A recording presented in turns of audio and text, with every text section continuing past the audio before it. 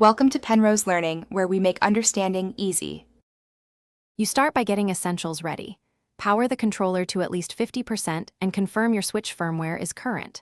Next, open System Settings, go to Controllers and Sensors, and choose Pair New Device. While the console listens, press and hold the controller's pair button for 3 to 6 seconds until the LED blinks rapidly. This indicates discoverable mode.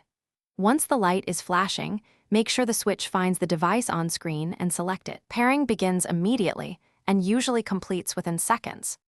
Once paired, you configure behavior. Assign the controller profile and adjust vibration intensity so feedback isn't overpowering.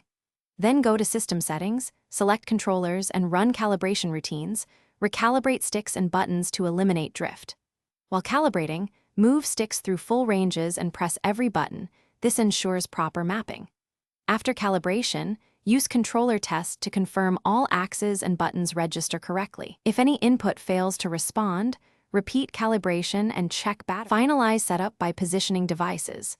Keep clear line of sight and stay within about 10 meters to minimize latency. Once done, test in a game to confirm button mapping and haptic feel match expectations. If you experience lag or disconnects, immediately restart the controller and the switch. This often clears transient Bluetooth issues. For persistent problems, unpair, factory reset the controller, then redo pairing and calibration from the start. A single troubleshooting tip: check batteries and move away from crowded 4 GHz sources. Interference is a common culprit.